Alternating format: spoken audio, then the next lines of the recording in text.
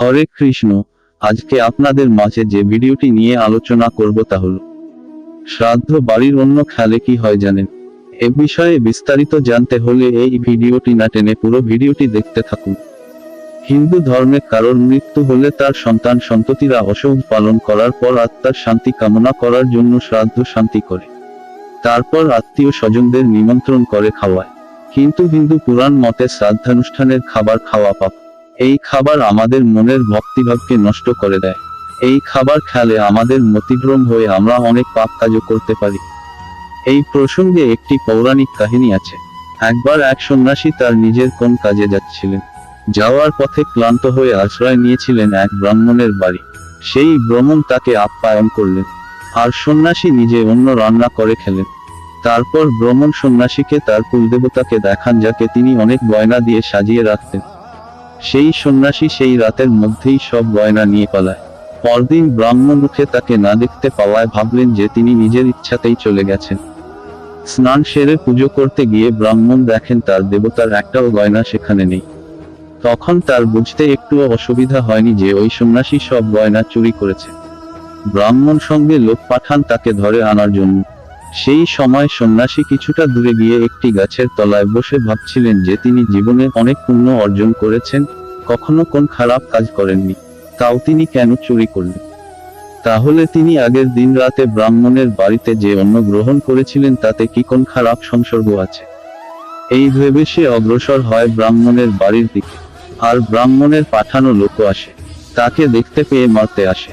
তখন সন্ন্যাসী অনেক অনুরোধ করে তাদের আটকায়, আর সকলের সামনে জানতে চায় ব্রাহ্মণের কাছে সে আগের দিন রাতে যে অন্ন গ্রহণ করেছেন তা কোথা থেকে এসেছিল। ব্রাহ্মণ বলেন সেটি জমানের বাড়িতে পাওয়া জিনিস, তিনি একটি শ্রাদ্ধ করেছিলেন সেখান থেকেই পাওয়া। তারপর সন্ন্যাসী জিজ্ঞাসা করলেন যার শ্রাদ্ধ করেছিলেন সে কেমন মানুষ ছিল। তখন স্থানীয় সব লোক বলে সে এক ভয়ঙ্কর চোর ছিল। তখন সন্ন্যাসী বুঝলেন তাহলে চোরের শ্রাদ্ধের অন্ন খেয়েই তার চুরি করার দুর্মতি হয়েছে। এই কথা তিনি সকলকে বলে সব জিনিস ফেরত দিয়ে যান, আর বলেন তিনি একবেলার অন্ন খেয়ে যা পাপ করে ফেলেছেন তার জন্য তাকে সারা জীবন প্রায়শ্চিত্ত করতে হবে। শ্রাদ্ধের খাবার কেন কাককে খাওয়ানোর রীতি? উত্তর দিচ্ছে গরুর পুরাণ। দেবীপক্ষ শুরুর আগে 15 দিন ধরে চলে পিতৃপক্ষ।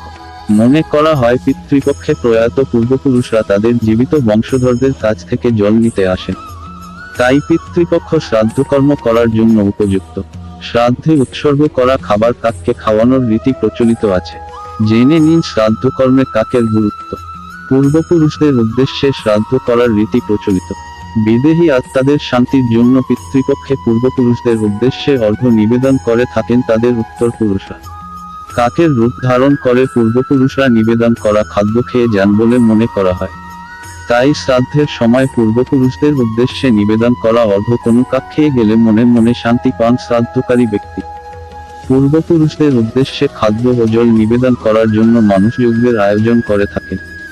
সনাতন হিন্দু ধর্ম অনুসারে কাক হল যমের প্রতীক, আর যমরাজ হলেন মৃত্যু দেবতা। তাই মৃত্যুর পরপারে চলে যাওয়া পূর্বপুরুষরা কাকের রূপ ধারণ করে এসে উত্তরপুরুষদের হাত থেকে খাবার ও জল গ্রহণ করেন বলে প্রচলিত বিশ্বাস। এর ফলে যমরাজ তুষ্ট হন বলে মনে করা হয়। তবে বর্তমানে পরিবেশ দূষণের ফল প্রভাব ফেলতে শুরু করেছে এই সব প্রাচীন সংস্কার ও বিশ্বাসে। দূষণের কারণে শহরাঞ্চলে আমাদের চারপাশ থেকে কমতে শুরু করেছে কাকের সংখ্যা। তাই তর্পণের সময়ও কাকের ঝাঁক আগের মতো উড়ে আসছে না বলে দেখছেন অনেকে। পিতৃপক্ষে কাকের মাধ্যমে পূর্বপুরুষকে অর্ঘ্য নিবেদন করার রীতি রয়েছে বলে এই সময় কাকের গুরুত্ব অনেকটাই বেড়ে যায়। কাক এসে সেই খাবার না খেলে নিবেদিত অর্ঘ্য পিতৃপুরুষের কাছে পৌঁছয় না বলে মনে করা হয়। কাক না থাকলে অন্য পাখি সেই খাবার খেলেও ফল লাভ করা যায় বলে মনে করেন অনেকে। তবে শ্রাদ্ধে নিবেদিত খাদ্য কাক এসে খেয়ে যাওয়াই সবচেয়ে শুভ বলে বিশ্বাস করা হয়। গরুর পুরাণ অনুসারে যমরাজ কাকেদের এই আশীর্বাদ করেন যে তাদের যে খাবার দেওয়া হবে সেই খাবার তারা খেলে প্রয়াত পূর্বপুরুষদের আত্মা তৃপ্ত হবে। সেই থেকেই শ্রাদ্ধে নিবেদিত খাদ্য কাককে খাওয়ানোর রীতি প্রচলিত। তবে কাক ছাড়া গরু ও কুকুরকেও এই খাবার খাওয়ানো যেতে পারে। শ্রাদ্ধের পর একজন অন্তত ব্রাহ্মণকে পরিতৃপ্ত করে খাওয়ানো খুবই জরুরি। পরিবেশ দূষণ ও নগরায়নের জেরে কাকেদের সংখ্যা কমে যাওয়া প্রসঙ্গে পরিবেশবিদরা জানাচ্ছেন যে জনসংখ্যা বাড়ার ফলে বাড়ছে নগরায়ন, কমছে গাছের সংখ্যা। গাছ কমায় কমে যাচ্ছে পাখির সংখ্যাও। কাকেরা যেহেতু একসঙ্গে অনেকে মিলে জাত বেঁধে থাকতে পছন্দ করে, তাই বাসস্থান হিসেবে ঘন গাছ তাদের প্রিয়।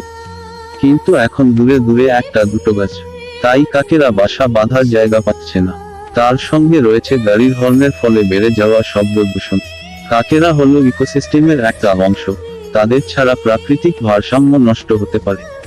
নোংরা আবর্জনা খেয়ে কাকেরা আমাদের পরিবেশকে পরিষ্কার রাখে। শাস্ত্রেও কাকের বিশেষ গুরুত্ব আছে। আশা করি আপনারা এই ভিডিওটির মাধ্যমে বিস্তারিত বুঝতে পেরেছেন। এই ভিডিওটি যদি আপনাদের ভালো লেগে থাকে, তাহলে এই চ্যানেলটিতে অবশ্যই শেয়ার, লাইক, কমেন্ট ও সাবস্ক্রাইব করতে ভুলবেন না। আপনারা সকলে ভালো থাকেন, সুস্থ থাকেন এই কামনা করে সকলকে হরে কৃষ্ণ জানিয়ে আজকের মতো ভিডিওটি এখানে শেষ করলাম।